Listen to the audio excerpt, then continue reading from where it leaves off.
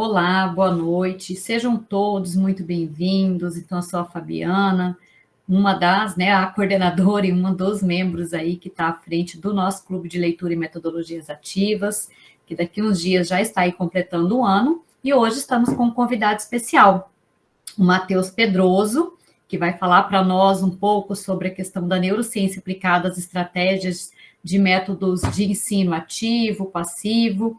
E eu vou apresentar agora, então, o nosso convidado e já passo a palavra para ele. Então, o Matheus, ele tem pós-graduação em Neurociência Aplicada à Educação e Aprendizagem pela Mackenzie, é pós-graduado em Neuropsicopedagogia pela Metropolitana e pós-graduado em Psicologia do Desenvolvimento e da Aprendizagem pela PUC Rio Grande do Sul. O Matheus também tem algumas ofertas de cursos, modalidade de consultoria, tem um livro publicado. No final, ele vai estar aí apresentando para nós. De repente, a gente pode até estar pensando em trazer o livro do Matheus aí para o nosso clube de leitura. E assim que vocês, de repente, tiverem algumas dúvidas, podem colocar lá no chat, que eu vou chamando, de repente, como ele vai estar fazendo a apresentação, eu vou anotando e retomo para que a gente possa ter um momento de participação, que vocês tirem dúvidas também. Até por isso que fizemos a opção por estarmos hoje aqui via Meet e saindo um pouco da nossa modalidade habitual, que é o uso da live lá no Instagram, para que realmente vocês possam ter uma modalidade mais de aula e um momento de um aprendizado mais consolidado do que só um bate-papo. Então, Matheus, seja muito bem-vindo, gratidão por você ter tirado um tempo para estar aqui conosco hoje, muito obrigada mesmo, tá? Fique à vontade, qualquer coisa é só me chamar por aqui. Legal, obrigado, Fabiana. Boa noite, pessoal. Eu vou passar direto para a aula, que tem bastante coisa. Então, vou tentar não enrolar muito para tentar a gente conseguir passar por tudo aqui. Legal? Eu vou compartilhar a tela aqui com vocês. Vocês me avisam quando estiverem conseguindo visualizar? Sim, aviso sim. Já está aparecendo, Matheus. Legal. Bom, então hoje a gente vai para a aula Princípios Neurocientíficos por trás das metodologias ativas e passivas. Qual que vai ser a dinâmica aqui da aula?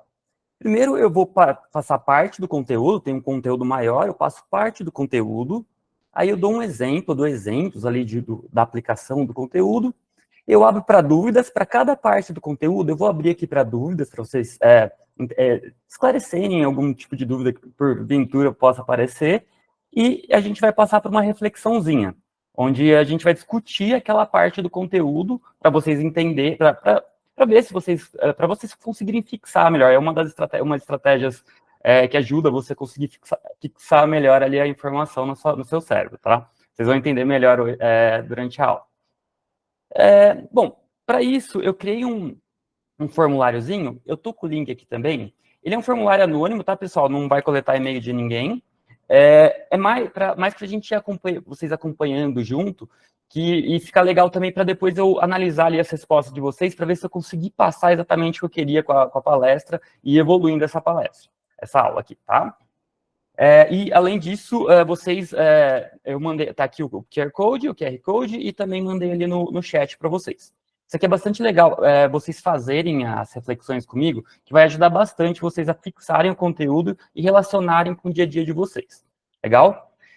Uma outra coisinha, ele tem várias perguntas, vamos fazendo juntos, tá? A gente só avança para a pergunta quando a gente chegar nela aqui junto na aula. Então, eu aviso para vocês quando forem para ir respondendo.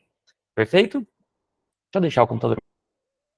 Então, esse aqui é o formuláriozinho para vocês acompanhar, para a gente acompanhar junto aqui. Perfeito? Importante, antes de a gente começar a aula, eu vou dar algumas coisas aqui que precisam ficar claras, né, para a gente ter um melhor entendimento da aula. Eu vou usar bastante, né, vou fazer bastante uso de analogias, modelos e simplificações.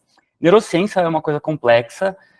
Eu não vou. Então, como a ideia aqui não é ensinar neurociência para vocês, e sim explicar o macro funcionamento do cérebro em relação principalmente à nossa área de interesse, que são as metodologias ativas, eu vou fazer bastante uso de analogia, modelos e simplificações para a aula ficar mais didática, tá? Para vocês entenderem bem qual que é a dinâmica ali, a macrodinâmica cerebral que faz com que as metodologias ativas sejam uma boa opção ou não seja. Vocês vão ver ali a gente vai explicar certinho cada uma das situações. Além disso, a neurociência não é uma ciência exata, como vocês devem saber, como vocês devem imaginar.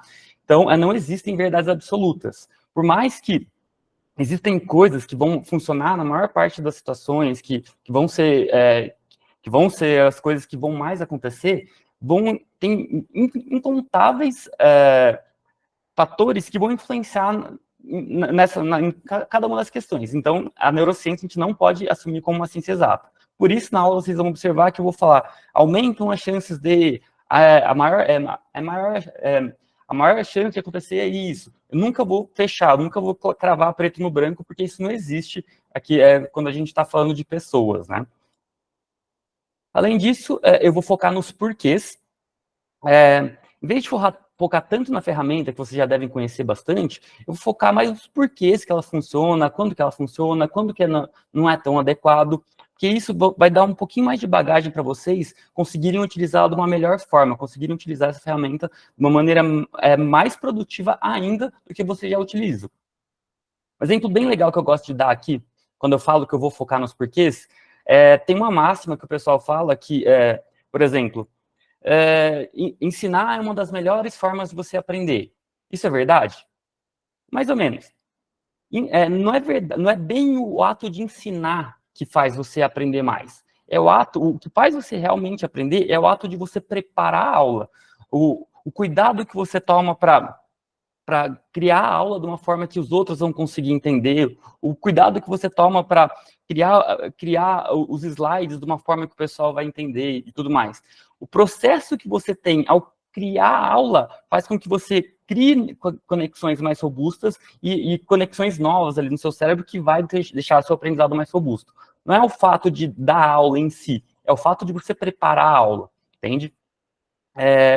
Eu falo isso porque imagina que eu vou forçar um pouco a barra aqui, mas só para vocês entenderem. Imagina que um professor entende que ensinar ajuda a aprender. Ele pode pegar essa fala, começar a distribuir slides de aulas para os alunos e falar assim, agora você vai ensinar para o outro aluno essa aula. Se o aluno pegar aquele slide pronto e só ler o slide para o outro aluno, tecnicamente ele está ensinando. Mas, de fato, ele não está aprendendo, ele não está fortalecendo da melhor forma ali o aprendizado, as conexões neurais ali. Ele não está fazendo mais, não está sendo mais efetivo do que você ler um livro, por exemplo. Então, o que realmente ajuda você a aprender não é o ato de ensinar, e sim o ato de preparar a aula, perfeito? Então, por isso que eu gosto de dar esse exemplo e por isso que eu gosto de sempre falar aqui no comecinho da aula que eu vou focar nos porquês de como que a ferramenta funciona para que vocês consigam ter ainda mais habilidade em utilizar essas ferramentas, tá? E outra coisa que eu gosto de falar sempre no começo é que cada ambiente é único. Por mais que eu vou... por isso eu não consigo dar nenhuma fórmula mágica aqui para vocês, não existe receita de bolo. O que eu vou ensinar aqui para vocês é como funciona e vocês, por isso que o professor é tão importante, ele nunca vai deixar de ser importante, porque cada ambiente é único, ele vai pegar a ferramenta que ele tem, ele vai pegar a teoria, ele vai entender como funcionam as coisas e vai aplicar ali ao ambiente dele, que é diferente para cada um. Cada aluno vai ser diferente, cada turma vai ser diferente e tudo mais. Então, não tem como passar uma receitinha de bolo aqui para vocês, perfeito? Vamos lá. Então, o que a gente vai ver na aula de hoje? A gente vai ver tipos de metodologia. Aqui é bem rapidinho, só para a gente alinhar ali a nossa conversa, do que a gente vai falar de fato. Depois a gente vai falar sobre aprendizagem passiva versus ativa. Depois a gente vai falar qual que é a relação dessa aprendizagem passiva e ativa com as metodologias passivas e ativas. E no finalzinho eu vou dar um bonuzinho aqui para vocês, de como que a gente faz para incluir algumas formas de ensino ativo dentro do ensino tradicional, para quem não consegue, aplicar metodologias ativas completas, né, dentro das suas aulas, por conta de milhões de fatores aí, ok? Então, vamos lá. Tipos de metodologia. Metodologia tradicional. Basicamente, na metodologia tradicional, o professor é o protagonista e a informação é passada, e o aluno recebe a informação de forma passiva. O professor, ele expõe a informação e o aluno só recebe essa informação. Um exemplo seriam aulas expositivas tradicionais. Ok. Todo mundo deve imaginar, já deve estar ciente disso. Metodologias ativas. O que muda aqui? Basicamente, o professor, ele começa, em vez de ser o protagonista, ele começa a ser o facilitador ali o facilitador para a informação, né? Ele pega a informação, deixa ela de uma maneira mais palpável ali para o aluno, mas o aluno ele não recebe essa informação toda mastigada. Ele precisa interagir com a informação de forma ativa. Ele precisa atrás da informação, precisa refletir sobre a informação, ele precisa atuar de forma ativa ali em relação à informação. Alguns exemplos: sala de aula invertida, aprendizagem baseada em problemas, aprendizagem baseada em jogos, a famosa gamificação, e assim por diante. Tem números ali, tem inúmeras formas ali de você aplicar metodologias ativas. Então, aqui são as que eu mais ouço falar, tá? Alguma dúvida até aqui, só na parte do alinhamento? Alguma questão, alguma coisa que vocês gostariam de adicionar? Quem quiser abrir o microfone também pode, durante as dúvidas, pode abrir, tá? Aí eu vou pedir para, caso não tenha, pelo menos manda um okzinho ali no chat, só para a gente ir acompanhando junto, tá? Perfeito, legal. A hora que umas 2, 3 pessoas mandarem, aí eu avanço. Legal. Vamos lá. Então, uma reflexãozinha aqui para a gente começar. Primeiro responde ali da idade de vocês, de novo, é anônimo, tá, pessoal? Eu não vou saber quem é quem, aí podem responder do jeito que vocês preferirem. Reflexão: qual o tipo de metodologia você mais aplica recentemente em suas aulas? Por quê? Aí você pode explicar por que você utiliza, porque você acredita que vai aumentar o aprendizado do aluno, porque você está preso num sistema maior, a sua escola obriga que você dê aula tradicional, e assim por diante. Mas aqui para a gente ir alinhando a nossa mente, tá? Quando vocês terminarem de responder, aí vocês dão um okzinho ali para mim. Põe um respondezinho ali no chat, que quando tiver uns 3 no chat eu avanço. Então vamos lá. Mais alguém? Ainda uso muito a aula dispositiva. Perfeito, Juliana. É bastante comum, principalmente tem escolas que é impossível você fazer de outra forma, né? Não tem como você aplicar outras metodologias porque ela não permite, por conta da grade e tudo mais. Legal, vamos avançar aqui então. Bom, vamos lá. Aprendizagem passiva versus ativa. Agora que começa a aula de verdade, tá? Bom, e para explicar isso, eu vou ter que explicar um pouquinho das nossas memórias, do funcionamento das nossas memórias. Isso aqui, pessoal, por si só, já é uma aula inteira, tá? Mas eu vou tentar passar rápido aqui para vocês, de maneira que vocês entendam o que eu preciso que vocês entendam. Só a parte que eu preciso que vocês entendam aqui para fazer sentido. Bom, basicamente, quando a gente está aprendendo alguma coisa de forma consciente, a gente precisa utilizar 2 estruturas de memória. A memória de trabalho, que é a memória que a gente armazena informação que a gente sabe que está pensando. Coisas que a gente está vendo agora, coisas que a gente está ouvindo, coisas que a gente está sentindo, o planejamento que eu estou fazendo mentalmente do que eu vou falar, todas as coisas que você sabe de forma consciente que está pensando, ela está aqui alocada na sua memória de trabalho. Essa memória de trabalho ela pode ter vários tamanhos, tá? Isso hoje não vai ser tão importante isso, mas ela pode ter vários tamanhos, depende da idade, da sua idade, de pessoa para pessoa, e também do assunto que você está lidando ali. Pode ser que a pessoa consiga ter mais informação ao mesmo tempo na memória. Mas isso não é tão importante para hoje. Hoje é importante a gente saber que essa é a informação que está consciente no momento. E tem uma segunda estrutura de memória, que é a memória de longo prazo. Essa memória de longo prazo, ela se divide em 2 subtipos, mas aqui vai ser interessante para a gente hoje a memória de longo prazo semântica, que é a memória que armazena a informação que já passou pelo nosso consciente e a gente esqueceu, a gente não está lembrando no momento, mas ela fica armazenada aqui para que a gente consiga utilizar ela no futuro em situações parecidas. Perfeito? Então, 2 grandes estruturas. A memória de trabalho, informação consciente, que a gente sabe, está pensando no momento, e memória de longo prazo semântica, a informação que a gente esqueceu, ela está armazenada e a gente pode recuperar ela depois. Legal? E como que acontece o aprendizado, né? Como que acontece esse armazenamento, qual que é o fluxo da informação? Basicamente, imagina que a gente está numa aula de neurociência ali e o aluno está lendo. O cérebro humano possui cerca de 86 bilhões de neurônios. O que vai acontecer? A hora que ele lê essa informação, ele vai pegar essa informação e vai alocar partes delas em pedacinhos ali da memória de trabalho dele. Por exemplo, cérebro humano, 86 bilhões, e neurônios. Legal. No momento que ele está lendo essa informação, ele sabe, ele está consciente de que ele sabe essa informação. Aí passou, ele começou a ler, passou de página, começou a ler outra informação ou foi fazer outra coisa. O que vai acontecer? Essa informação ela vai precisar sair da memória de trabalho para dar lugar para outras coisas, para dar lugar para outras informações. Aí quando ele esquecer essa informação, o que vai acontecer? Essa informação ela vai passar para a memória de longo prazo. Ela vai ser armazenada na memória de longo prazo. Lembrando que isso aqui é uma analogia, tá, pessoal? Um modelo. Aí ele vai esquecer e essas informações vão passando aqui para a memória de longo prazo. Só que como essas informações passaram ao mesmo tempo pela memória de trabalho, o que o nosso cérebro fala? Qual a estratégia que o nosso cérebro usa? Poxa, se essas informações tiveram ao mesmo tempo na minha memória de trabalho, pode ser que elas sejam úteis juntas no futuro. Então, o que eu vou fazer? Vou criar conexões entre as informações. Então, ele cria conexão entre cérebro humano, neurônios e 86 bilhões. Essas informações ficam conectadas aqui dentro da memória de longo prazo semântica. Aí, toda vez que ele for recuperar, por exemplo, a informação cérebro humano, ele vai puxar junto neurônios de 86 bilhões. E isso basicamente é o nosso aprendizado. É assim que funciona o nosso aprendizado consciente, tá? Então, basicamente é assim que, de maneira bem resumida, bem rápida aqui, basicamente é assim que a gente aprende, tá? Então, vamos lá. Prosseguindo aqui. Por que eu expliquei tudo isso? Vamos entender o que acontece no nosso cérebro, nas nossas memórias, quando a gente tem uma interação passiva com o material.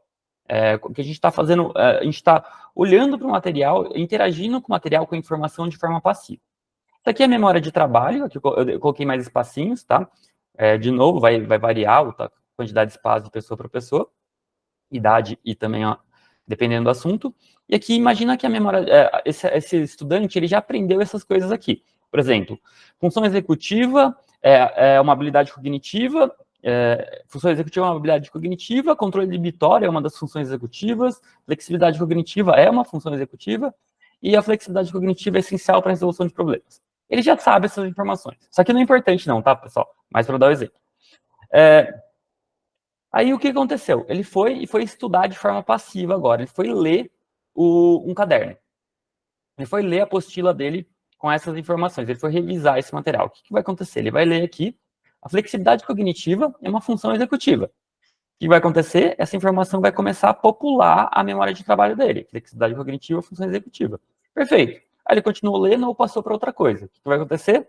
Ele vai esquecer essa informação e essa informação vai voltar para cá, para a memória de longo prazo, para a memória de longo prazo semântica. Só que como essa informação já tinha conexão, já era conectada, o que vai acontecer? Vai aumentar a força dessa conexão. Então vai ficar mais fácil dele linkar função executiva e flexibilidade cognitiva. E essa informação vai demorar mais para ela ser esquecida ao longo do tempo. Ou seja, a interação passiva ajudou ele a fortalecer ali o aprendizado? Ajudou um pouco. Ajudou. Não foi nulo, ajudou um pouco. No entanto, quando a gente faz uma interação... passo para trás, alguns exemplos de interação passiva com a informação. Assistir aulas ao vivo, quando você está assistindo uma aula do professor, ele está dando uma aula ao vivo ali, você está ouvindo o professor falar, você está interagindo de forma passiva ali com a informação. Assistir aulas gravadas também, você está interagindo de forma passiva. Quando você está lendo um livro, você está interagindo de forma passiva. Uma apostila, mesma coisa, resumo, mesma coisa, e etc. Basicamente, quando você está recebendo informação, ela só vem para você, você está interagindo de forma passiva com aquele conteúdo. Legal? Agora vamos entender, vamos ver como funciona a interação ativa. Mesma coisa, mesma situação. Aqui ele sabe as mesmas coisas, o aluno sabe as mesmas coisas, mas ao invés dele ler a apostila, o professor dele passou um exercício sobre o conteúdo. Ele não vai revisar aquele conteúdo através da apostila, ele vai revisar através de um exercício. Diga o nome de uma habilidade cognitiva essencial para a resolução de problemas. O que vai acontecer de diferente aqui nessa situação? Ele vai pegar essa pergunta vai começar a popular a memória de trabalho dele, para ele entender o que ele tem que fazer, e como não existe mais nenhuma informação aqui na memória de trabalho que pode ajudar ele a resolver essa pergunta, o que ele vai fazer? Ele vai lá na memória de longo prazo dele, procurar por alguma coisa que possa ajudar ele a resolver esse problema atual que ele está enfrentando. aqui no momento, né, da pergunta. O que ele vai fazer? Ele vai procurar por sugestões ali na memória de trabalho. Como na minha pergunta existe o habilidade cognitiva aqui, o que ele vai fazer? Ele vai, a memória, o cérebro dele vai focar onde está armazenada essa entidade aqui, memória, habilidades cognitivas. Então, o que ele vai fazer aqui? Ele vai chegar em habilidade cognitiva e vai devolver essa informação para a memória de trabalho. Ok. Quer dizer, ele viu aqui que a habilidade cognitiva tem conectado a função executiva. Perfeito. Tem conectado, deixa eu devolver aqui para a memória de trabalho. A hora que chega na memória de trabalho, ele fala assim, poxa, isso aqui não resolve. Já parece que faz sentido aqui para eu resolver a pergunta, mas não resolve ainda. Então, o que ele faz?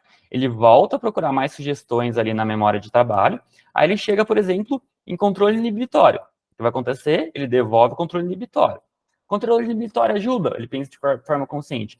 Ainda não. Ele é uma habilidade cognitiva, mas aparentemente não tem nada conectado aqui que diga que ele é essencial para a resolução de problemas.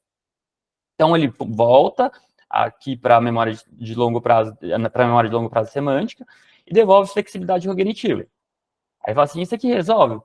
Vamos ver, tem alguma coisa conectada com ele? Ele vem aqui e recupera o essencial para a resolução de problemas. Opa, peraí, flexibilidade cognitiva está conectado, tá conectado com função executiva e está conectado com o essencial para a resolução de problemas. Pô, achei, consegui responder a pergunta. Legal, a gente entendeu o que aconteceu, mas o que acontece a hora que ele esquece tudo isso? Isso aqui, pessoal, aconteceu em milésimos de segundo, tá? Isso aqui não foi longo, não. Isso aqui aconteceu em milésimos de segundos. Mas o que acontece quando ele esquece, que é o mais importante aqui? A hora que ele esquece todas as informações, o que vai acontecer? Ele vai fortalecer não só mais esse laço aqui, ele vai fortalecer vários laços, várias conexões, e além disso ele vai criar novas, porque habilidades cognitivas estavam conectadas ali, estavam presentes ao mesmo, habilidades cognitivas e flexibilidade cognitiva estavam ao mesmo tempo na memória de trabalho deles. Então ele vai criar muito mais conexões e vai também fortalecer muito mais conexões do que na forma passiva, na interação passiva com o conteúdo. Aqui só para entrar em perspectiva para vocês entenderem. Aqui ele só fortaleceu aqui ele fortaleceu aqui, criou aqui, tá? De novo, isso aqui é uma simplificação, mas é basicamente isso que acontece.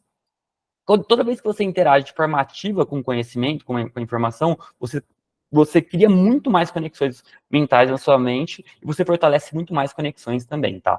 Conexões entre informação. Deixando muito mais fácil você recuperar a informação e também dificultando o esquecimento. Porque ao longo do tempo, essas conexões vão apagando, tá? Na nossa mente. Se a gente não usa essas informações, elas vão apagando ao longo do tempo. E quanto mais forte tiver, mais difícil vai ser de apagar. Perfeito? Alguns exemplos de formas ativas, né, do aluno interagir com o conteúdo. Escrever resumos com as próprias palavras. Aqui, ó, isso aqui é importante. Ler um resumo é uma forma passiva, mas escrever o resumo é uma forma ativa. Então,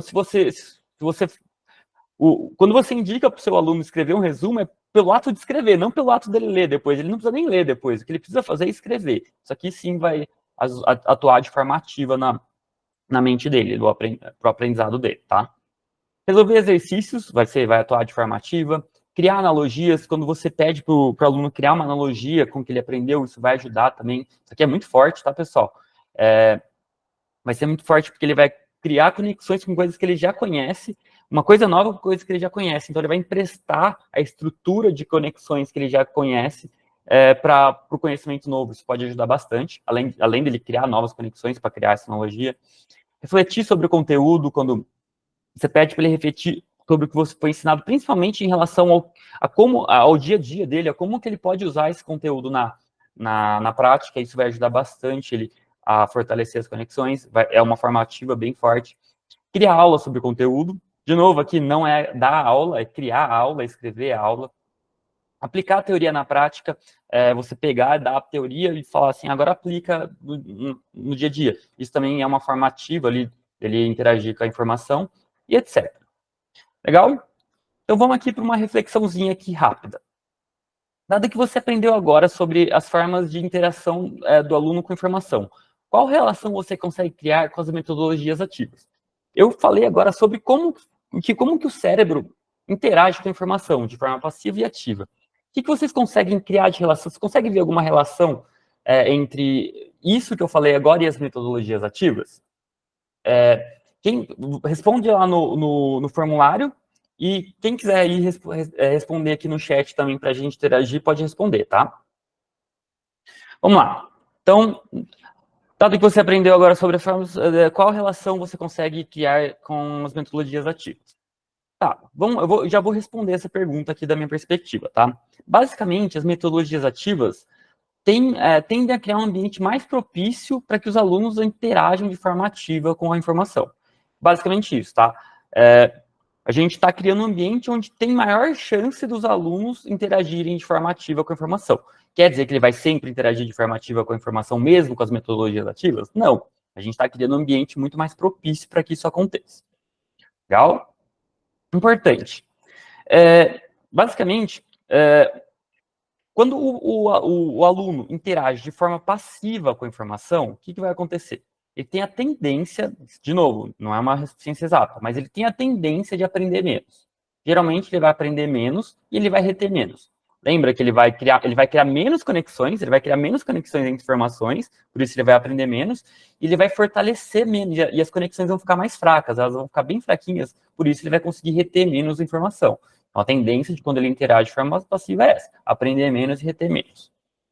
Quando o aluno interage de forma ativa com a informação, a tendência desse aluno é aprender mais, ele vai criar muito mais conexões entre informações, vai ficar muito mais robusto, ele vai ter muito mais rotas para chegar de uma informação na outra, ele vai conseguir ser muito mais criativo em relação àquela informação, e além disso, ele vai reter mais. As conexões entre as informações vão ficar muito mais fortes, vai ser muito mais fácil para ele conseguir sair de uma informação para outra, vai ser muito mais difícil dele esquecer aquela informação, ele vai gastar muito menos energia para recuperar a informação também. Ok? Isso é outra aula também, uma questão de outra aula, mas acredita em mim, ele vai gastar muito menos energia, ele vai gastar muito menos para pensar em relação àquela informação também, tá? No entanto, isso não vem de graça, tá, pessoal? Tudo tem prós e contras, na vida, tudo tem prós e contras. E basicamente, o que acontece? Qual que é a contrapartida aqui que acontece? Quando os alunos interagem de forma passiva com a informação, eles tendem a consumir menos energia. Eles gastam muito menos energia cerebral. Ele vai consumir muito menos energia com cognição para ter o contato com aquela informação. E quando ele interage de forma ativa, ele vai consumir muito mais energia, ele vai ter que usar muito mais cognição para interagir com aquela informação. Ok? Então, esse aqui é o pró da interação ativa e esse aqui é o contra da interação ativa, tá? Vocês vão ver que nem sempre é um problema, tá? Tem vezes que vai ser um problema e tem vezes que não vai ser um problema. A gente vai entender isso melhor mais para frente. Dúvidas até aqui?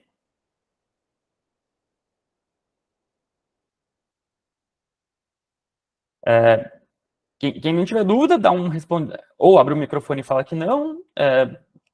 Legal, até agora tranquilo. Perfeito, Guilherme, Juliana, Joelma, Fabiana, Angélica. Perfeito.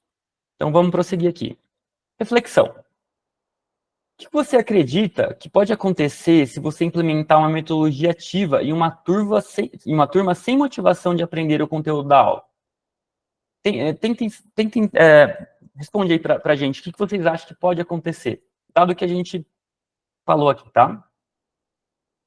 Sim, vamos lá, então, vamos avançar. Se alguém não respondeu, ainda pode falar também, tá? Espera um pouco, aí eu espero. Pode dar um grito aqui que eu espero. Isso é uma coisa que eu ensino em outra aula também, mas não é produtivo a gente dividir a atenção do aluno. Enquanto ele está fazendo uma coisa, a gente dá aula ao mesmo tempo. Então, é uma coisa que eu tento evitar ao máximo nas minhas aulas, tá? Então, toda vez que se alguém não terminou, me avisa, que aí eu espero. Tá, então vamos lá.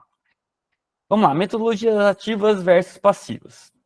E para explicar um pouco melhor disso, eu vou ter que falar de uma outra coisa que é uma aula por si só, que eu vou tentar de novo resumir aqui para puxar o que eu preciso passar para vocês, que é importante para vocês entenderem para a aula de hoje, tá? Quais que são os principais objetivos do nosso cérebro? Basicamente, ele tem dois. Ele quer otimizar o gasto de energia para maximizar a quantidade de recompensa. E maximizar a quantidade de recompensa, o que é? Ele pode ser tanto conseguir um benefício, conseguir alguma coisa que ele gosta, alguma coisa que vai liberar neurotransmissores bons ali para ele, vai fazer com que ele se sinta bem, que o cérebro se sinta bem. Não é você consciente, tá? É seu cérebro se sentir bem. E ele vai evitar, e maximizar a recompensa também pode ser evitar uma punição, evitar alguma coisa que o cérebro não gosta, evitar neurotransmissores liberados que ele não gosta. Por exemplo, evitar uma bronca. Evitar uma bronca, se você faz alguma coisa que faz com que você evite uma bronca, seu cérebro vai te recompensar por isso. E isso vai ser reconhecido como maximizar a recompensa também, tá? Seu cérebro vai te dar um prêmio por você ter evitado alguma coisa que você não gosta, alguma coisa que vai te fazer mal. Então, ele quer otimizar o gasto de energia para maximizar a quantidade de recompensa. E quais que são os tipos... legal, entendemos os objetivos do cérebro. Agora vamos entender um pouquinho dos tipos de motivação, que também por si só é uma aula, mas eu vou trazer parte aqui bem rapidinho para o que interessa para a gente. Basicamente, a gente pode dividir a motivação em dois grandes grupos. A motivação intrínseca e a motivação extrínseca. A motivação intrínseca, basicamente, é quando a própria atividade, a atividade em si é um prêmio ali para a pessoa. Coloquei estudar aqui porque é o nosso foco, tá? Mas qualquer atividade que ela esteja fazendo, ela gosta. Imagina que a pessoa gosta de estudar, o aprender é um prêmio para ela. Então, a cada momento que ela está estudando, a cada segundo de estudo, o cérebro dela está recompensando ela, porque isso é um prêmio para ela. Então, só o ato de estudar já vai trazer uma recompensa para essa pessoa. Legal? Então, motivação intrínseca, a própria atividade já é recompensadora ali para ela. Já na motivação extrínseca, o estudar não gera prazer, não gera recompensa, não gera benefício. E eu não estou falando de recompensa, de benefício, de prazer consciente, tá? É sempre na base do inconsciente mesmo.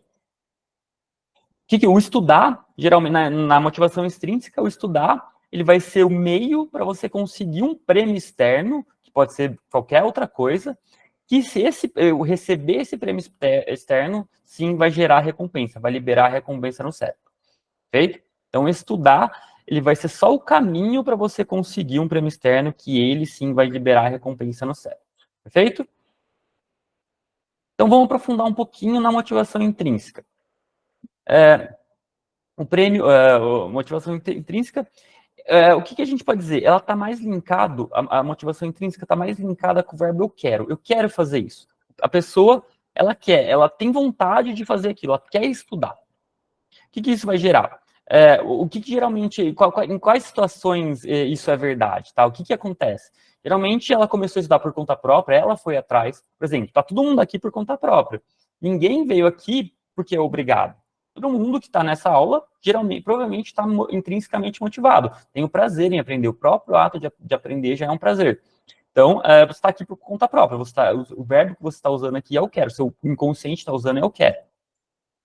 E a pessoa quer aprender o conteúdo. O conteúdo vai fazer bem para ela. Legal? Aí, o que acontece em termos de recompensa aqui no cérebro? Basicamente, a pessoa estuda, aprende, recompensa. E assim por diante. Ao longo do estudo, ele vai estar tendo recompensas. O que isso, no final, o que isso gera no final? Ele está tendo recompensas recorrentes. A cada sessão de estudo, ele está tendo recompensa várias vezes. Então, ele está tendo uma recompensa muito grande. O cérebro dele está recebendo muitas e muitas recompensas. E, além disso, ele não está tendo que usar autocontrole. E, por conta disso, ele não precisa usar energia. Eu não falei disso antes, mas nosso autocontrole ele é uma coisa que o nosso cérebro, né, é uma função executiva que a gente faz de forma consciente. E esse autocontrole ele consome muita energia. Toda vez que a gente tem que utilizar autocontrole para barrar uma vontade do nosso inconsciente, impor uma vontade do nosso consciente, para a gente conseguir um benefício maior lá na frente, em detrimento a um benefício local, a gente precisa usar autocontrole. Mas quando você está fazendo alguma coisa que você gosta, quando está fazendo um hobby, por exemplo, dançar, assistir algum filme, estudar, para quem gosta de estudar, você não precisa do autocontrole, você simplesmente está fazendo. Esse autocontrole não é necessário, tá? Agora, já na motivação extrínseca, o que acontece? Que o cenário muda um pouco. Ele precisa estudar para receber o prêmio, para então receber a recompensa. Isso está mais linkado ao preciso. O estudar, o verbo que se linka ao estudar não é mais o quero, ele está mais linkado ao preciso. E, geralmente, algumas situações que isso acontece, quando a pessoa precisa de um certificado para ganhar mais, por exemplo, o chefe dessa pessoa chegou e falou assim, ó, você só vai, vou te dar uma promoção, mas eu preciso que você tire esse certificado. Boa parte dessas pessoas não querem estar estudando ali, ela só quer o certificado. Então, isso aqui, ela está estudando para ter o prêmio externo que vai gerar a recompensa. Outra situação, não perder o emprego. Ah, se você não tiver essa certificação, eu vou ter que te demitir. E assim por diante. Uma outra situação bastante comum, agora para quem que é bastante comum ali para adolescente, criança, é obrigação. Por exemplo, evitar uma bronca dos pais. Ela precisa ir na aula, ou ela precisa estudar para não tirar uma nota baixa, para não tomar uma bronca dos pais, para não ser punido, não pegar uma nota baixa, não ser expulso da escola, e assim por diante. Não ter que pagar para fazer outra prova, dependendo da faculdade, e assim por diante. Então, por obrigação. Aí o que acontece, de fato? O que está acontecendo na vida real? A pessoa precisa estudar. Aí sim, lá na frente, depois de estudar, ela vai ter um prêmio que vai gerar uma recompensa para o cérebro dela. Para o cérebro dela, o que aconteceu? Ela teve uma recompensa distante e pontual. Ela teve uma recompensinha só. Lá na frente, durante todo o ato de estudar, durante todas as interações de estudo dela, ela não teve recompensa. Ela teve zero recompensa. E por conta disso, ela teve que usar muito do autocontrole dela. Teve que ficar usando autocontrole. A cada sessão de estudo, ela teve que usar muito autocontrole. Que gera um gasto de energia muito alto. Ela gera uma cognição muito alta ali para que ela consiga fazer isso. Entende? Legal. Então vamos entender, vamos colocar num gráfico para sumarizar isso aqui que eu falei, tudo isso que eu coloquei. Metodologia versus motivação. A gente vai trazer agora para as metodologias ativas e a questão da motivação, tá? Na motivação intrínseca, o que acontece? Quando você aplica uma metodologia ativa, que vai consumir mais, e quando você ativa vamos ver todos os cenários, tá? Basicamente, quando você aplica uma metodologia passiva, o que está acontecendo? O aluno está gastando pouca energia para assistir a aula, ele está recebendo, isso do comecinho da aula, ele tá recebendo a informação de forma passiva, então ele está tendo que gastar muito pouca energia para entender, para receber aquela informação, para interagir com aquela informação. Ele vai ter que gastar muito pouca energia com autocontrole, porque ele está intrinsecamente motivado, então ele quer estar ali, então ele está gastando muito pouco ou quase ou nada de energia com autocontrole, e ele está tendo uma recompensa pequena, porque ele está aprendendo pouco. Ele não está aprendendo tanto. Está tendo uma recompensa ok.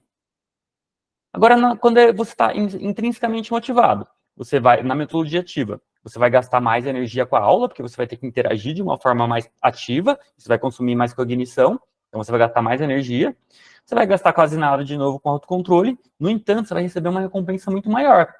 Para quem é intrinsecamente motivado, não tem problema a gente gastar mais energia para receber mais recompensa. Porque basicamente o nosso cérebro, tudo que ele quer fazer, ele quer otimizar o gasto de energia para maximizar a recompensa. Então aqui não vai ter problema nenhum você gastar energia. Vai ser até um prazer para essa pessoa gastar mais energia para receber a recompensa do aprendizado. Então aqui é o melhor cenário para você aplicar metodologias ativas, tá? Quando a turma é intrinsecamente motivada. Agora, quando a turma é extrinsecamente motivada, o que vai acontecer? O que pode acontecer, tá? Vai não, pode acontecer. Não existem verdades absolutas. Aumentam as chances de, tá? Na metodologia ativa, o estudante ele vai gastar mais energia, né? Porque ele vai ter que interagir de forma ativa com a informação. No entanto, ele vai ter o gasto de energia com autocontrole também. Ele não quer estar ali. Ele está ali para receber o certificado. Ele está ali para não tomar uma bronca. Ele está ali por vários motivos. Então, ele vai ter que gastar energia com autocontrole para executar a atividade. E para essa pessoa, a recompensa é muito pequena, porque ela não quer aprender, ela não está nem aí com aprender. Ela não vai. A recompensa do estudo ali é quase ou muito pequena ou nenhuma. Então ela vai ter muito pouca, recompensa em detrimento da quantidade de energia. Ela vai gastar muita energia para receber pouco ou nenhuma energia. Já que na metodologia passiva muda um pouquinho. Ela vai gastar muito menos energia para assistir a aula, porque ela está interagindo de forma passiva com a aula. Ela vai continuar gastando mais energia com autocontrole e a recompensa não muda. Mas aqui facilita um pouco para essa pessoa, porque ela vai estar gastando menos energia. No total, ela vai estar gastando menos energia para assistir a aula. Ok? E respondendo a reflexãozinha. Basicamente, então, a reflexãozinha, o que pode acontecer se você aplicar uma metodologia ativa numa turma totalmente desmotivada? O gasto de energia pode ser muito grande e a recompensa pode não existir. Então, aumenta, de novo, não é fato, pode ser que aumentam as chances de aumentar as desistências, pode ser que você comece a receber muitas desistências. Indisciplina, que citaram ali, que a Clarice citou, é uma das coisas, eu não marquei aqui, mas é uma das coisas que acontece. Outra coisa que acontece bastante, principalmente em faculdade, quanto mais velho o aluno é, mais isso acontece. Fraudes, cópia de trabalho, a pessoa copia trabalho, entrega trabalho do chat GPT e tudo mais, e cola nas provas. Então, aumenta bastante a chance de desistência e fraudes. Disciplina também, quando você está lidando geralmente com o pessoal mais novo, né? Pode ser com o pessoal mais velho também, mas pode gerar isso também, tá? A indisciplina pode ser por outros motivos também, tá? Depois a gente pode entrar nesse assunto. Autoeficácia acadêmica. Isso aqui é uma outra questão que importa aqui pra gente, tá? Só para eu entender, alguém já ouviu falar nesse termo, autoeficácia acadêmica? Quem já ouviu, põe ok aí no chat. Quem não ouviu, coloca não. Só para eu saber se eu estou falando uma coisa nova ou não. Não? Não, certo. A maioria não, então, provavelmente. Tá, legal. Isso aqui é bastante importante, tá, pessoal? Isso aqui é muito, muito importante. Autoeficácia acadêmica. Basicamente, a autoeficácia acadêmica é a crença do estudante sobre suas próprias capacidades em relação às atividades acadêmicas. O que é isso? A própria capacidade de aprender, o aluno ele acredita que ele é capaz de aprender? Ele não acredita que ele é capaz de aprender? Ele acredita que ele possui material adequado? Ele acredita que ele acredita que ele tem os livros certos? Ele acredita que tem o computador certo? Ele acredita que tem as coisas necessárias para ele aprender, o material todo? Sim ou não? Ele acredita que ele tem tempo para fazer aquela atividade? Ele acredita que ele vai conseguir ter tempo para aprender? Ele acredita que ele vai conseguir reservar um tempo na agenda dele para estudar? Isso tudo engloba a autoeficácia acadêmica. A própria crença dele de se ele acredita que vai ou não conseguir fazer alguma coisa, por diversos fatores, tá? O mais comum, assim, do pessoal mais novo, pelo menos a maior parte que eu lido é essa aqui, a capacidade de aprender. O pessoal, tem muita gente que não acredita que é capaz de aprender. E esse é um dos maiores desafios para você conseguir ensinar um estudante ali que tem uma capacidade, uma autoeficácia acadêmica baixa, tá? Também isso aqui é um assunto por si só. Mas, basicamente, o que acontece? Quando você tem baixa autoeficácia acadêmica, qual que é a importância disso para a gente? Quando o aluno tem baixa autoeficácia acadêmica, ele não acredita que é capaz de fazer. E, por conta disso, ele não acredita que é capaz de receber recompensa. Ele pode gostar de estudar, ele pode estar interessado em aprender, mas se ele não acredita que ele vai aprender, o cérebro dele entende que ele tem zero chance de receber recompensa. Então, a chance dele querer engajar com aquilo é muito pequena. Ele vai ter que gastar energia sem nenhuma chance de receber recompensa. Seja o aprender ou que seja o prêmio externo lá, se formar e tudo mais. Então, isso aqui é muito importante, tá? Isso aqui é uma das coisas mais importantes, na verdade, de todas para o professor. E agora, já o aluno com alta eficácia acadêmica, ele acredita que ele é capaz de aprender. Então, é possível receber recompensa. Então, um aluno que ele acredita que é capaz de aprender, que tem tempo, tem o material ideal, ele vai acreditar que ele vai receber a recompensa e aqui é o melhor cenário, tá? E o padrão se repete. De novo, se ele não acredita que é capaz de aprender, que ele não acredita que é capaz de atingir aquele objetivo, ele vai gastar muita energia, pouca recompensa, e vai aumentar a chance de desistência, fraude, cópia trabalho, coleta provas. Perfeito? Dúvidas até aqui?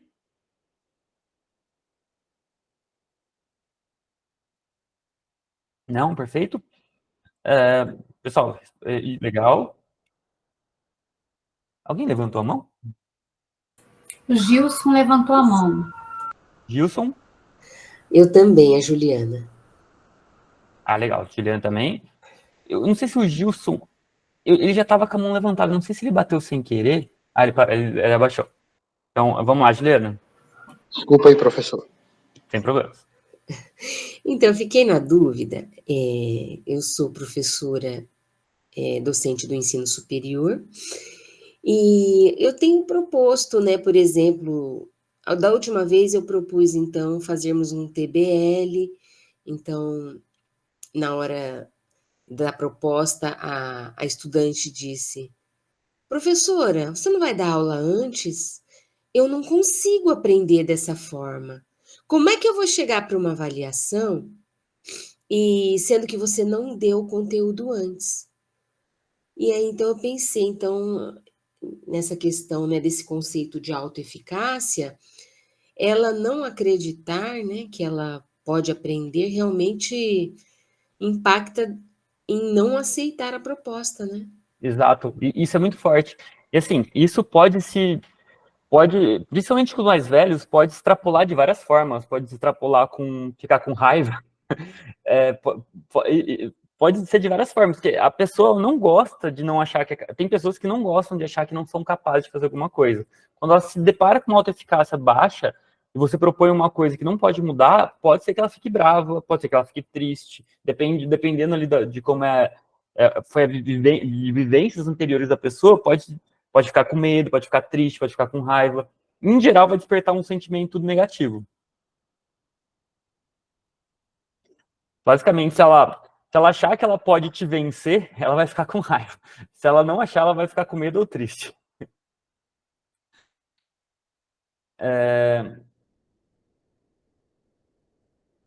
Vamos ver, Juliana, sim, ela ficou com raiva e disse, desse jeito eu não aprendo de jeito nenhum, odeio esse tipo de alerta.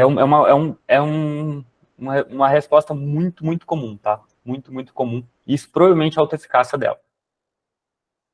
Quanto ao que, não sei exatamente. Eu não sei se é a quantidade de tempo que ela precisa, se ela não acredita mesmo que ela consegue aprender material, pode ser qualquer coisa, tá? Precisaria investigar mais para entender. Mas provavelmente é autoeficácia. Mais alguma dúvida? Fabiana levantou a mão. Matheus, então seria uma crença limitante que ela adquiriu, desenvolveu ao longo da formação, né? Por várias questões emocionais, né? Uma distorção cognitiva dela lá durante a fase da vida. E isso é possível que haja algum tipo de mudança? Sim.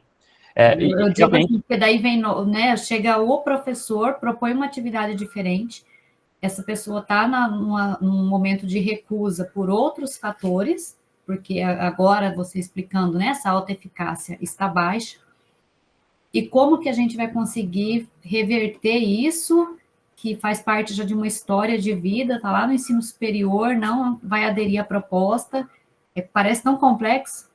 não, é complexo, é bastante complexo, principalmente quando você pega adulto, que é um pouco menos aberto a isso. Mas assim, ó, eu vou falar, assim, isso é também isso é uma aula inteira, na verdade são várias aulas, mas de forma bem resumida, tá? Você quebra baixa autoeficácia, baixa autoeficácia acadêmica, mostrando que o aluno que o aluno é capaz. Um exemplo, por exemplo, o aluno tem dificuldade com matemática, ele não acredita que ele é capaz de aprender equação de segundo grau. A gente vai, qual que é a melhor forma? Você vai investigar porque ele não acredita que vai conseguir. Aí, se você começa a investigar, você identifica que esse aluno ele é ruim em interpretação de texto e ele é ruim na tabuada. Aí o que acontece? Toda vez que ele vai pensar em matemática, ele precisa gastar muita energia para entender o que está sendo pedido, ele precisa gastar muita energia para fazer conta mentalmente. Se você tem, por exemplo, você consegue, se o aluno é um bom leitor, ele gasta muito pouca energia lendo. Então isso não vai ser um problema para ele. Mas se o aluno não lê bem, o ler vai ser um problema. Já vai gastar muita energia, já vai baixar a autoeficácia dele. Se ele não consegue fazer conta rápido, sem pensar, sem ter que usar o consciente, ele vai gastar muita energia. Isso vai baixar a autoeficácia, vai falar, poxa, que trabalho para pouca recompensa. E isso vai baixando a autoeficácia dele. Aí você vai investigando que tem vários buraquinhos, o que você tem que fazer? O melhor caso, tem que ir tratando buraquinho por buraquinho, até você conseguir provar para ele mesmo que ele é capaz. Assim, tem situações em que vai ser mais fácil fazer isso, e tem situações que não vai ser, tá? Isso é uma das coisas que é um grande problema. Na verdade, acho que é um dos maiores problemas da educação, porque ninguém trata baixa autoeficácia. E o jeito de tratar a baixa eficácia melhor é você fazendo individual, fazendo uma pesquisa, uma investigação e tratando caso a caso, mostrando para o estudante. E, só para voltando para o passo. Aí, como que seria a prática ali? Você ia mostrar para ele que ele consegue fazer a tabuada, ia mostrar para ele que consegue ler. Aí, chegando na equação de segundo grau, você ia dar o exercício mais simples possível, você ia mostrar para ele que ele consegue resolver, você ia aumentar um pouquinho o nível, depois de uns dias, depois ele ficar muito bom, dá mais um pouquinho, e assim vai. Aí ele vai começando a entender que ele consegue. Isso vai aumentar a autoeficácia dele, tá? Dá para ser mais criativo se a gente tiver mais exemplos, mas dá para a gente debater, tá? Isso dá para a gente pegar um dia para debater sobre isso, pegar um caso, nossa, como que a gente pode aumentar a autoeficácia desse aluno e tudo mais. Então é um assunto bem legal, tá? Mas basicamente é assim que a gente faz. Tá, Juliana, sim, já foi. Guilherme, como ensinar para quem não sabe o que consegue aprender? Uma boa forma, um bom começo é ensinar a estudar. De novo, é meio difícil a gente criar é meio difícil de te falar uma coisa padrão. Esse pode ser um bom começo, ensinar a estudar. Mas seria interessante entender o que é aquela pessoa, qual que é a dificuldade daquela pessoa, entendeu? Porque pode ser emocional também. A pessoa pode estar em depressão, pode ser várias coisas, pode ser muita coisa. Ela pode estar dormindo pouco, aí ela acorda sem energia, aí ela não tem energia para usar a cognição, então é por isso que ela não aprende. Ela pode ter um problema de visão. Problema de visão, se a criança ou o adulto tem problema de visão, isso aumenta muito o gasto de energia que ela vai ter para entender a mesma coisa que uma pessoa que não tem. Então, isso pode criar uma barreira para ela querer estudar. Então, é um pouco difícil de falar, assim, de forma geral, sem investigar cada caso. Isso, na verdade, foi um dos assuntos que eu estudei num dos meus TCCs, dos meus trabalhos de conclusão. Legal. Mais alguma pergunta?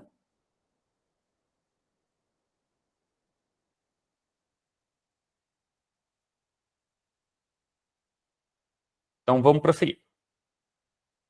Reflexãozinha, então. Cite uma turma que você dá aula. Depois, qual o motivador principal dos alunos dessa turma? Qual o grau de autoeficácia dessa turma? Qual tipo de metodologia você acredita ser mais adequado para essa turma? Eu não coloquei porquê, mas se vocês quiserem escrever porquê, pode colocar. Eu vou dar essa aqui, eu vou deixar pelo menos uns 5 minutinhos para vocês. Enquanto isso, eu vou buscar uma água, tá, pessoal? A Jéssica mandou aqui, meu filho se fechou por causa disso. A professora brigava muito, gritando em sala. Isso pode afetar bastante, tá? Isso pode afetar a confiança, que vai baixar a autoeficácia ali. Pode também linkar, isso é outra coisa de outra aula também, mas pode linkar sentimentos negativos associar sentimentos negativos com a aula. Lembra que eu falei que a memória semântica, a memória de longo prazo, ela cria associações? Coisas que passam ao mesmo tempo na memória de trabalho, criam conexões? Isso acontece com a emoção também. Por exemplo, se você está num ambiente em que você sente muita raiva, o seu cérebro vai linkar aquele ambiente com a raiva. Toda vez que você vê aquele ambiente, ele vai puxar a raiva junto. Ou quando você ficar com raiva, pode ser que ele puxe aquele ambiente também. E assim por diante. Então, evitar ao máximo ser punitivo, ter posturas punitivas dentro de sala de aula pode ser muito mais benéfico ali. Quando você linka sentimentos mais positivos ali com a sala de aula, você tende a linkar os sentimentos positivos com a sala de aula. Isso a médio e longo prazo faz muita diferença, tá? Legal, Fernando respondido, Fabiana respondido, Joelma, Maria, legal. Eu pulei aqui a Fabiana. Nossa, Jéssica, ainda bem que você já detectou a origem da limitação. Assim. Nossa, com certeza. Realmente, assim, detectar ajuda muito. Ajuda muito. 1, 2, 3, 4, 5. Vou mudar a pergunta agora. Alguém precisa que eu espere mais? Dou-lhe uma. Dou-lhe duas. Dou-lhe três. Vamos lá. Já foi uma hora aqui, hein, pessoal? Vamos lá. Perfeito, Guilherme. Tá. Será que eu espero mais um pouco? Eu ensino que eu não posso fazer essas coisas, eu não vou fazer coisas que eu ensino. De dar aula enquanto as pessoas estão respondendo.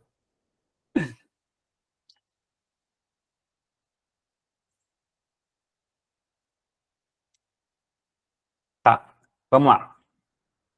Aprendizagem ativa no ensino tradicional. Agora a gente vai, o bonuzinho, assim, de como que a gente faz para incluir, quando a gente pega essas turmas que são mais motivadas ou têm baixa eficácia, como que a gente faz para incluir um pouco, pelo menos, do ensino ativo ali, tá? Imagino que alguns de vocês já devem ter imaginado, alguns de vocês já até praticam, mas é legal pontuar e mostrar, né, validar que realmente faz sentido no cérebro isso aqui. Divisão da aula. Geralmente, como que, pelo menos a maior parte dos que eu vejo, tá? De como que são as aulas. A aula como um todo, geralmente, tem a exposição do conteúdo, e no finalzinho, ou então, para casa, existem reflexões, exercícios e prática. Dá uma quantidade grande de conteúdo, e no finalzinho, exercícios, prática, etc.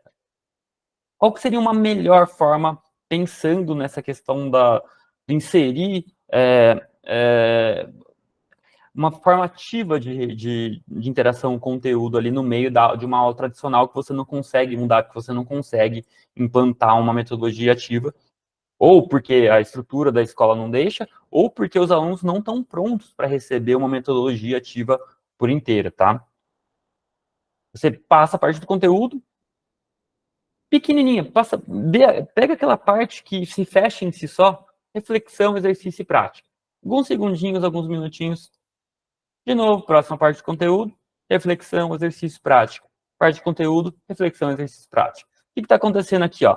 Nesse primeiro modelo, você está tudo aqui passivo e essa partezinha ativa, que pode ser que nem seja em aula, pode ser que seja em casa. Aí o que está acontecendo?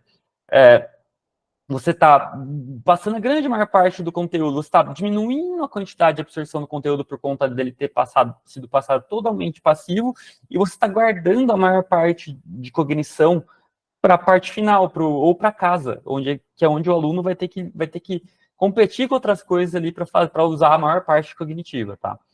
Aqui nesse modelo, o que você está fazendo? Você está inserindo várias partes ativas. E melhor ainda, você está fazendo a parte ativa de pequenas partes de conteúdo. Pequenas partezinhas que vão... Quando você põe em reflexão, elas se fecham por si só, elas criam uma estrutura ali mental, principalmente se você conseguir linkar com alguma coisa do dia a dia, alguma coisa prática. Aí você passa para a próxima, você deu tempo do aluno entender, processar, criar conexões mais fortes, e aí você passa para a próxima. Além disso, você não mistura conteúdo. Aqui, nessa parte aqui, tem a chance de você ficar misturando conteúdo na cabeça do aluno. Você pegou a primeira parte do conteúdo, ele vai juntar com essa, vai criar links, pode ser que ele comece a criar links que não fazem sentido de verdade. Quando você divide, assim, quebra melhor esse conteúdo, você acaba melhorando ali a aprendizagem do aluno. Você acaba particionando melhor ali para o aluno, para ele absorver, mastigar e absorver melhor, tá? E, basicamente, isso ajuda na autoeficácia também. Esse modelo de aula, o que acontece? O aluno pode receber muito conteúdo, e por ter muito conteúdo para pensar no final, ter que mastigar tudo para responder alguma coisa, pode ser que ele não se ache capaz. Quando você passa parte do conteúdo, já dá um exercício, pode ser que ele faça assim, é pouquinha coisa, isso aqui é fácil. Isso aqui é tranquilo de eu fazer. Isso aqui é tranquilo de eu pensar. Então, você tende a melhorar essa autoeficácia, aumentar a autoeficácia acadêmica, se você fizer, dependendo um pouquinho, se você fizer reflexões muito puxadas também pode atrapalhar, tá? Mas se você der pequenas vitórias aqui nessas reflexões e esses exercícios, você vai aumentar, você pode conseguir aumentar essa autoeficácia no seu aluno. Além disso, ele vai aumentar a absorção e retenção por conta das questões ativas, e também por conta de você estar particionando o conteúdo, você não está dando tudo de uma vez, que pode bagunçar, pode criar conexões, mas pode criar conexões erradas, conexões que não deveriam ser criadas. E também você consome muito menos energia do aluno com autocontrole. Quando você dá aquela aula inteira, aquele autocontrole nunca para, porque para a cabeça do aluno é uma coisa só. Então, quanto mais ele de uma coisa só, mais autocontrole ele está tendo que usar. Aqui, a cada parte dele, tem que usar um pouco de autocontrole aqui, aí quebra. Meio que zera o contador de autocontrole, ele volta a usar autocontrole aqui, se ele não gosta. Mas ele acaba usando menos energia. Isso aqui também é uma outra aula que eu dou, mas basicamente, quando você quebra a atividade, você tende a diminuir o gasto de energia com autocontrole do estudante. Então, ajuda muito você estruturar uma aula dessa forma, caso a sua turma não permita, caso a estrutura da sua escola, da sua universidade, não permita que você dê uma metodologia ativa, ou caso a turma por si só, por ser muito pouco motivada, ou por ter muito baixa autoeficácia, não permita que você aplique uma metodologia ativa por si só, completa, tá? Então, isso aqui pode ajudar bastante. Dúvidas? Peraí, alguém levantou a mão. Vamos ver aqui, quem levantou a mão? Foi eu, Angélica. Legal. É só para contribuir, assim, eu trabalho com 6º ao 9º ensino médio, e eu faço, assim, mesclar o conteúdo, com a atividade que não se torna tão cansativo. E uma coisa que eu observo que tem que colocar vídeos curtos do tema, que eles é mais atrativos. Se for os vídeos longos, as crianças cansam. Legal. Então, eu repasso para os colegas isso, que deu super certo, para eles trabalharem mais motivados, com os vídeos curtos, que chamam a atenção deles. Legal, você já particiona bem, né? A questão a quantidade de conteúdo, isso ajuda bastante em vários sentidos. Mais alguma dúvida? Contribuições também, tá? Quem quiser fazer, pode fazer. Relatos. A Joelma levantou a mão. Professor, Pode falar. eu até respondi na reflexão anterior, né, de uma turma que eu tenho, que é uma turma noturna, e eu tenho alunos de 15 anos até 22, 23 anos. E essa turma, nenhum professor consegue dar aula lá antes do intervalo. Depois do intervalo, você consegue porque a maioria vai embora. Aí, então, assim, aí nossas aulas, que foi reduzido, Ciências da Natureza e Humanas, né, são 50 minutos cada aula. Aí, assim, para fazer uma atividade assim, dá para fazer, a questão é, a gente pode explicar um pouquinho, dar uma atividadezinha e já discutir essa atividade com eles, tipo, fazendo uma correção, Sim, porque sim. aí, como o tempo é curto, né, a gente já faz a correção automático ali, vê quem acertou, quem não acertou, para comentar ou debater. Inclusive é uma ótima prática, tá? Inclusive é uma ótima prática. Só tomar um cuidado com a questão da pessoa ter que expor se ela acertou ou não. É legal, porque quando você expõe que da pessoa, você obriga a pessoa a expor que ela errou, pode ser que isso afete o psicológico dela ali e ela fique com medo, ela fique inibida e tudo mais. Ela pode sentir isso é bastante longo também a explicação, mas basicamente ela pode evitar Sim, criar uma mas, punição para pessoas que erraram, tá? mas nessa turma assim, não dá para a gente expor a resposta de cada um, né? Porque é uma turma que eu tenho ali, eu acho que nós já estamos com 45 alunos nessa turma. Certo. Então, além de ser uma turma indisciplinada, e é uma turma muito cheia, né? Então, assim, não dá para você estar expondo. E assim, e a gente conhece já, mesmo assim, sendo uma turma grande, você conhece o problema, assim, praticamente de aprendizado de cada aluno ali naquela sala. Legal. Não, mas essa é uma ótima prática, assim. Inclusive, se você aplicar, depois me conta o que aconteceu, como foi. Tá. Legal. Guilherme, faço muito isso. Sempre coloco uma questão inicial. Legal, isso ajuda bastante a puxar ali a atenção do pessoal. Só um cuidado, Guilherme. Evitar. Se a classe tiver baixa autoeficácia, tá? Se a classe tiver autoeficácia, não importa muito isso. Mas se a classe tiver baixa autoeficácia, você coloca questão que muita gente não consegue, por mais que alguns consigam, os que não conseguem tendem a aumentar o desinteresse pela sua aula, tá? Se a pessoa tiver uma autoeficácia muito grande e ela não conseguir, isso vai motivar ela mais a aprender. Se ela tiver uma autoeficácia baixa e ela não conseguir, isso pode criar uma barreira dela em relação à aula. Se você põe uma questão que muita gente não vai conseguir, tá? A Juliana Carote Quiz põe em um ranking. Meu filho está bem ansioso. Então, Juliana, isso é um pouco perigoso, ranking público, tá? Isso aqui é um assunto polêmico. O ranking público, de novo, vai depender de caso a caso, turma a turma. Mas, se você tiver numa turma que tem muita gente com baixa autoeficácia, o que vai acontecer? Você começa a colocar esse ranking público. Os primeiros colocados, eles vão se motivar muito a responder. O pessoal que for ficando para trás pode criar uma aversão àquilo, pode gerar um pouco de bullying, pode acontecer várias coisas que o ranking público, competição pública, pode atrapalhar um pouquinho outros alunos. Assim, individualmente, os alunos motivados vai ser melhor para eles, mas para os alunos motivados vai ser pior. Então, se você quiser focar na classe como um todo, talvez o ranking público de disputa entre alunos pode ser um pouco perigoso a médio e longo prazo, tá? Tomar um pouco de cuidado com isso. Mas, de novo, depende muito da sua turma, tá? Quem conhece a turma ali vai saber melhor lidar com isso. Como no ranking ele já ficou em último lugar várias vezes, tá ficando perdido. Eu não tinha lista de baixo, mas foi exatamente isso que acontece. É isso que eu queria falar que acontece. O Chico ansioso aqui, quando eu estava falando ansioso, porque ele queria ver.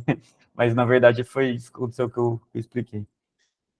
Clarice Cavalheiro, acho que nos últimos colocados acabam acreditando que aquele é o lugar deles, naturalmente. Isso, realmente, isso acontece.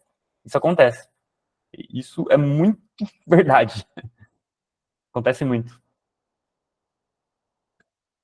O aluno que fica em último, ele tende a achar que ele não é capaz de aprender aquilo. Pode ser que ele expanda para o resto das coisas, pode ser que ele fique só preso naquela matéria. Mas, de qualquer jeito, é perigoso.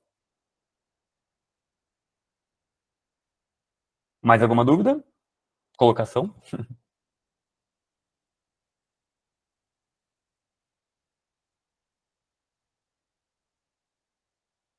Se não tiver, a gente prossegue aqui. Vamos prosseguir, então, aqui. Vamos para o resumo e fechamento aqui. Resumir e sumarizar o que a gente conversou. Vamos lá. Basicamente, indivíduos intrinsecamente motivados, eles estão mais dispostos a dedicar tempo e energia em troca de aprendizados mais sólidos. Então, quanto mais intrinsecamente motivado, mais seus alunos gostarem, mais eles estiverem ali porque eles querem, mais energia você vai poder usar deles e mais aprendizado eles vão ter. Eles vão estar muito mais dispostos a trocar energia por recompensa aqui, tá? Indivíduos extrinsecamente motivados, com baixa autoeficácia, eles vão estar menos dispostos a dedicar tempo e energia. Então, em troca de aprendizados sólidos. Então, quanto mais extrinsecamente motivado ou menos motivação tiver por qualquer motivo, menos eles vão estar dispostos em trocar energia por aprendizado. Então, quanto mais você facilitar isso para eles, quanto mais você quebrar isso para eles, quanto mais você facilitar a absorção do conteúdo para eles, e mais você conseguir aumentar a autoeficácia deles, melhor vai ser ali para aquela classe, para aquela turma, para aquele indivíduo. E só para fechar, então, entender o funcionamento do cérebro ajuda a escolher melhor a metodologia a ser utilizada em cada situação. É basicamente o que eu falei ali no começo. Eu dei uma ferramenta aqui para vocês, mas vai caber a vocês entender o ambiente de vocês para saber qual que vai ser melhor para aplicar. Legal? E agora só um merchanzinho, o finalzinho aqui. Tem alguns cursos de treinamentos, tá, pessoal? Quem quiser conhecer mais depois é só entrar em contato, mas basicamente eu tenho um curso de técnicas de ensino baseadas em neurociência e psicologia, que é feito para professores.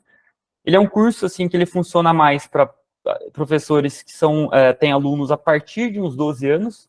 De 12 anos para baixo, ele vai ter muita coisa que vai ser igual, mas teria coisas mais interessantes para vocês estudarem.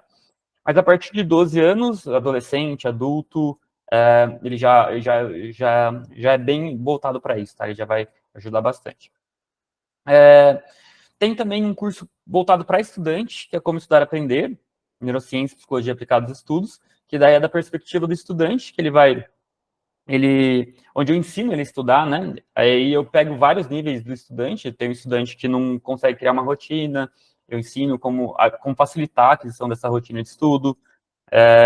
Concentração, tem um aluno que não consegue concentrar, eu ensino como que ele faz para aumentar a concentração dele. Tudo isso aqui vai depender que ele tenha dado o primeiro passo de querer fazer, tá? Mas a partir disso eu ensino essas coisas. Como técnicas de aprendizagem, como faz para ele consolidar mais a informação, né? Compreender melhor a informação que ele absorveu, como que ele faz para ele reter de uma melhor forma, para recuperar mais fácil depois, e assim por diante. Além disso, também dou treinamentos e palestras para instituições de ensino, escolas, universidades e assim por diante, tá? Faço eventos também, e pode ser presencial ou online. Eu posso fazer esses treinamentos para presencial ou online também. Eu posso ir na escola, posso ir na instituição e tudo mais. Então, eventos de educação eu também dou, tá? Eu já fiz várias palestras em eventos, assim, universidades públicas e tudo mais. Perfeito? Quem quiser conhecer um pouquinho mais do meu trabalho ou quiser entrar em contato também, o meu Instagram é mateus.pedroso.oficial. Lá tem várias postagens sobre o assunto, sobre a temática ali de estudo e aprendizagem. Tem também algumas coisas de neurociência e psicologia mais gerais, mas eu foco principalmente em estudo e aprendizagem. E esse aqui é o meu WhatsApp, quem quiser entrar em contato para consultoria, falar do curso, falar qualquer outra coisa, esse é o WhatsApp aqui. Aqui eu respondo, mas eu demoro um pouquinho mais. Eu não respondo todo mundo, mas demora um pouquinho mais. Aqui eu geralmente consigo responder mais rápido. Legal? Último aviso, só não esquece de mandar o formulário, ele é muito importante para mim. Ele me ajuda muito, muito, muito, muito mesmo a ver a resposta de vocês. E é isso, pessoal. Agora eu vou deixar aqui para caso vocês queiram pegar. Mas basicamente, tempo agora para vocês. Foi 1h20 de aula. Consegui fazer até mais rápido do que eu imaginava. E é isso aí, pessoal. O Instagram, quem quiser, eu coloquei aqui no chat. E está aberto para dicas, sugestões, críticas, o que acharam, perguntas, dúvidas. Legal. Vamos ver aqui. Denise, muito obrigado por compartilhar isso. Legal, obrigado. Juliana, fantástica aula. Legal, obrigado, Juliana. Juliana, muito aprendizado aqui. Obrigado, Guilherme. Obrigado pelas contribuições. Legal, Guilherme. Angélica, ótima aula. Obrigado. Angélica, muito bom. Adorei a aula. Legal, Clarice. Maravilhosa, Matheus. Gratidão. Legal, Fabiana. Isso aí, pessoal. Agora é de vocês. Valeu, professor. Obrigado por compartilhar conhecimento conosco. Legal, Leise. Muito obrigada. Joelma, muito boa aula. Aprendi muito. Legal, Joelma. Marília, foi incrível. Legal, obrigado. Obrigado, professor, pela aula. Obrigado, Fernando. Andréia, muito bom. Obrigado. Legal, Andréia. Tá, quem tiver dúvida, qualquer coisa, falar de outros assuntos também, eu posso ficar aí até a hora que vocês precisarem. Matheus, sobre o livro que eu fiquei aguardando, você falou dos cursos, da mentoria, colocou seu contato e o livro, que eu não... Você tem a imagem dele ou ele por aí para mostrar para gente? Sim. O livro, ele foi escrito para um pessoal que ele tá com ele é um pouquinho mais iniciante na parte do estudo. Eu explico basicamente, ele é um livro que eu construí ele todo para o aluno que vai ler, ele consiga ler de uma maneira fácil, ele tem bastante conteúdo, é bem denso o conteúdo, mas o aluno que pegar para ler, ele vai conseguir ler muito facinho, vai ser muito facinho para ele ler, e ele vai ter impressão, ele vai conseguir chegar no final do livro muito rápido, ele vai conseguir em 1, 2 dias chegar no final do livro, se ele não estiver tentando aprender de fato. Mas isso já tende a aumentar a autoeficácia dele, porque ele vai conseguir ler um livro complexo, muito facilmente, porque tem muita figura, eu geralmente vou direto ao assunto, não fico causando muito... Mas ele é legal para essa perspectiva. Para quem já é mais experiente, ele pode parecer muito levinho, mas se você for experiente, você lê de fato o livro, você vai entender que tem bastante coisa ali. Tá? Entendi. Deixa eu pegar aqui, ver se eu acho. Senão depois você manda um print, uma foto, eu compartilho no grupo e com o pessoal também. Deixa eu ver se consigo abrir. O link é esse aqui do Advent, tem a versão física e a versão digital. Ótimo.